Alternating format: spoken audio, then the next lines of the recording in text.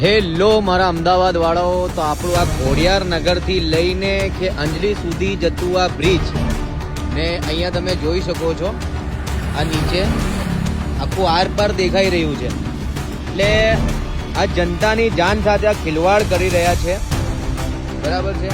હવે આ પુલ તૂટી જાય, જે 2 દિવસ પહેલા કે 1 દિવસ પહેલા જે ઘટના આપણે ત્યાં બની છે ગુજરાતમાં, મધ્ય ગુજરાત અને સૌરાષ્ટ્રને જોડતું પુલ તૂટી ગયું, એવી રીતને અહીંયા કોઈ આવી વસ્તુ થઈ જાય, આવી કોઈ ઘટના બની જાય તો અહીંયા જે લોકોની જાન જશે તો એની જિમ્મેદારી કોણ લેશે? તો તમે જોઈ શકો છો, આપણું પ્રશાસન, આપણું તંત્ર બધું મૂકીને આ બધું રસ્તાઓનું સમારકામ કરતું નથી અને બધું મૂકીને ઊંઘી ગયું છે. તો આ તમે જોઈ શકો છો, આ આખું આરપાર દેખાઈ રહ્યું છે, આખું નીચે નદી દેખાઈ રહી છે. તો આ બધું તૂટી ગયું છે આ પુલ ઉપર.